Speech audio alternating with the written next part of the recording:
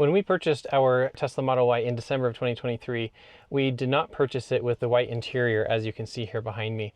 Our reasoning was, well, we bought an inventory model and this had a really good discount, and it was the configuration that we wanted except for the white interior, which is what I wanted, but my wife didn't so much. But she was kind of concerned about keeping it clean because we have 4 kids. And then also it had, a markup in price. If I remember right, it was $1,000 additional for the white interior. So we just decided to forego that. So when EVBASE reached out to me and offered their white interior kit, I said, sure, I'll try it out, because this is an aftermarket kit that I can put over our black seats here and see how it goes being white. I mean, ever since Tesla came out with the white interior, and I've been at superchargers or out in the world seeing other people's Teslas with white interiors, I've always loved the look personally. But there is some apprehension there about cleanliness and keeping it looking nice. Now, one thing I would say to that is we've had a black interior now in both of our Teslas, our Model S and our Model Y. So I have like nearly 6 years of experience with black interiors that are leather. And black interiors also show plenty of dirt, like dust on the kids' shoes. If they scuff some surface on the interior, the white dust shows up pretty readily, as well as various other things. For instance, if they have sunscreen that is like on their hands, they've just put on recently, and then they get into the car, it'll streak, and that's really hard to get off, and that's just a known problem. So black isn't great, white isn't great. If you wanted to not be worried about dirt showing up at all, you'd probably go with some really neutral color, right? In any case, I'm going to go ahead and get this kit installed and show you how well it goes and what we think of it. Now, as an aside, EVBASE is the company that sent me this powered sunshade for the roof. So you can see I can push a button right there, and it's powered, and this will cover up the glass on the roof. This has been a great accessory, and I'll put a card above to that video that I made installing and reviewing this shade. But I quite like it, and this is from the same company, and they've been a great company to work with so far. I got some of my helpers here to help get these installed, we'll see. Now, just to be clear about this kit, there are some parts in here that I am not going to be using because for various reasons. I'll show you as I go along. But first off, I just wanted to show you what comes in this kit. Here you have a couple of metal hooks and some plastic pieces that go in between the seat back and the bottom, I believe. It looks like there's some gloves here as well. This right here that they shipped separately in its own smaller box is a cover for the dashboard. So if you look up here, it is a plastic piece that goes over the top of this right here. Now, as you can see, I already have a carbon fiber aftermarket dashboard, which I much prefer over the blonde or light colored wood that comes here by default. I'm not going to be making this white because I like this look. I am mostly going after the white seat covers, but we'll see what other white parts I maybe want to install as well. Are you excited, Lydia? All right. I'm excited too. Hey, Claire, I didn't see you back there. The kit also comes with a white piece of plastic that goes over this part on the door, which normally has that same blonde wood, and in my case has carbon fiber there. And so this is just to give you an idea of what that would look like. I'm going to keep the carbon fiber look myself, but it does make for a nice contrast of white against the black leather on either side. And then for the main event, this is the bag inside that has all of the covers for the seats, which is what my main interest is. There's a few other accessories inside. This small box right here has a cup holder that is white. So this goes in right here, and it makes this part white for this insert. And it also actually adds some additional friction on the inside. So if you use a lot of small cups on a regular basis, I have found that when we put our water bottles here that they rattle and shake around. So this kind of thing is kind of nice to quiet them down. And then in here is another smaller box that has a cover for the center console. So we'll pull this out. This looks like it's some kind of silicone based material, and it just pops on the center console right here. And it curls around the bottoms to hold it on. So I'm just kind of getting that pushed around. We can probably bring this up, make that easier on ourselves. That's very simple to install. And then also in this box is a smaller Ziploc bag. I'm not really sure what this is yet. Oh, this is a surround for the display. So where this comes into play is you put it around your screen like this. Now in my particular case, I have an aftermarket phone holder right here. So I'm going to just lift this off for demonstration purposes, and it goes like that. Wow, they're quite thorough with how many different things they're trying to cover with white cover. This is a little bit uneven because it was rumpled up in that Ziploc bag. With heat, I imagine this will straighten out, but as it stands right now, it's a little bit crooked looking around it. It's okay. You can see I've been able to put the phone holder bracket back on all the way around, and it actually fits okay. And then also as a side, you can see that my screen is tilted. I can tilt it up and down 40 degrees. This is a kit that I installed recently, and I'll put a card above as well to the video when I installed this tilt kit, which I quite like actually now that I've had it for a little while. And then also right here it has some steering wheel covers. Now this doesn't cover the entire steering wheel. These are, as you can see, that shape right there. And so let's go pop these on and see how these look.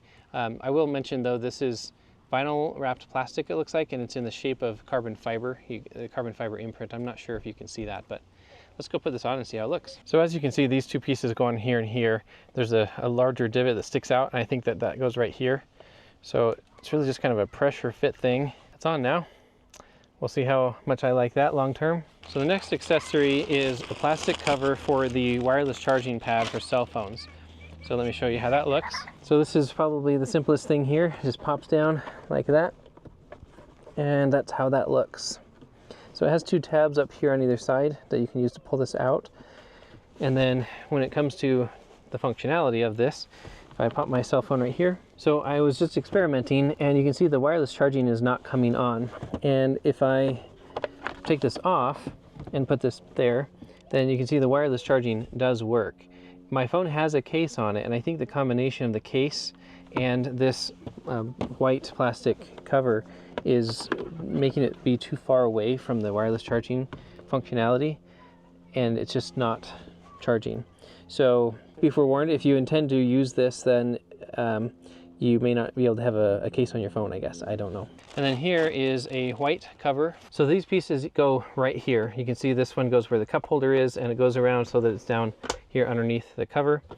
And this is made out of some like hard plastic material, and there's a bunch of double-sided sticky tape on the back of it to hold it down. I have not had great success with accessories held on by double-sided tape, so be forewarned. I'm actually not going to try this accessory. I already have this cover on from a different company, and I like this suede finish here. I like that it keeps things from sliding as easily that are sitting here while you're driving, and it keeps things from getting scratched. And then also this cover up here, I have an accessory that is a USB hub that goes right here. So it keeps this door from closing all of the way. This accessory could still be used. It just would be retracted a little bit, but this also has that suede cover on it, or Alcantara.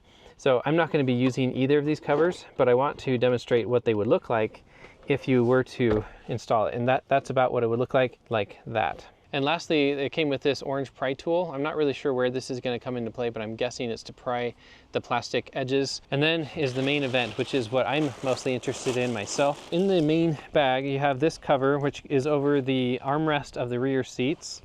This is a cover for a headrest somewhere in the car, maybe any of them. And then here is just a seat cover for, looks like probably one of the front seats.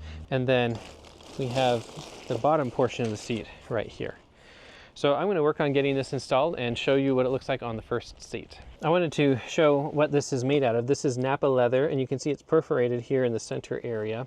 And then if we look at the back of it, it has some bolstering right here. I don't quite know what this material is, but it's thicker and more rigid right here where the most of the weight from the person sitting is. And you can see the inner edges of the Napa leather has some foam here between the layers. And then there are some straps here, and this is what's going to help to hold it in place. I have finished putting the seat cover on the passenger seat, and I quite like the look of it. What do you think of it, Lydia? I like it. Yeah? Mm-hmm. Now, one thing I would notice is it's quite wrinkly, but it did just come out of the packaging. So with some heat in here, which might be next summer because we're already in the fall now, we'll see how these wrinkles go away. Otherwise, the rest of this doesn't really have too many wrinkles. There's one right here, another one right here. And then I was able to tuck in here behind this plastic there. Now coming around over here to the side, there was a strap right here, but that strap stopped it from being able to be tucked in. And maybe this back is supposed to be taken off, but I went ahead and just tucked the strap in here behind this piece of plastic, and everything is actually looking pretty good. It's not maybe pulled as tight as it would be, but I think it's plenty good. We'll see. Maybe I will do more later, but for now, with the time that I have, that was actually really quick and easy just to put on. I'm going to keep doing that with the others for now. So here underneath the front of the bottom seat, you can see there's a strap right there, and that goes all the way to the back. And the purpose of that is to hold this bottom part of the seat tight across the bottom so that it stays in position.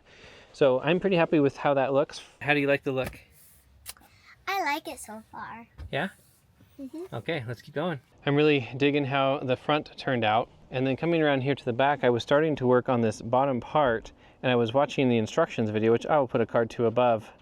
And I'm realizing that, well, I knew that this was for the 5-seater version, and I thought, well, that's okay. I'll just leave the third row black, and I'll have this one white and the front one white. But the mechanics of this middle row are totally different in the 5-seater versus the 7-seater, and that's what I didn't realize. And they knew that I have a 7-seater as well, and they sent this. But like we have a split here, 40-60 split, right? And so this one right here, as an example, can tilt forward and up. And so these pieces have to be completely separate. But this bottom piece is one continuous piece that goes across the entire back. That's not going to work. If I got this all strapped down tightly, then we wouldn't be able to tilt these forward anymore, or like bring it up on either side, because it needs to be able to split right here. Now, as far as the back pieces go, I'm pretty sure that these would still work. These look proportioned correctly for the one side. Then you have another one here for the other side. And then it has some pieces for the middle, I think. I'm not entirely sure because I haven't gotten to that point, but my configuration of my seats are different here in the back. So I'm going to have to just restore this back to how it was. I have to put the headrest back on here, for instance, and stuff like that. And I'm going to put this to the side for now, and I'm going to have just white seats in the front. Because it doesn't fit for my particular Model Y here in the back, unfortunately. I am pleased with this kit in general. It definitely is very thorough. They thought of pretty much everything you could bling out this car with white, and they provided it in this kit. I am happy with these seats here in the front. They look really nice, and they are comfortable, and were relatively easy to install. Based on the pieces that I was looking at for the back, it looks like it would potentially be a little bit more complicated to install in the back than in the front seats. It was kind of my bad that it doesn't work in the back, but I told them I have a 7-seater, and they said, would a standard kit work? And I said, sure. And I just thought, oh yeah, it'll work on the middle row, and then the third row, I won't have it at all for that, and that's fine. But I didn't realize that the middle row is different enough that it doesn't work for it at all. So this is where we are at this point. I hope it was helpful to see the accessories that it comes with and how easy it is to install here in the front. And in the future, if they have a 7-seater version, I would be happy to evaluate that for them and install it in the back of my car. I will include links in the description below to this kit if you are interested in picking it up for yourself. And with that, thanks for watching, and I will see you in the next video.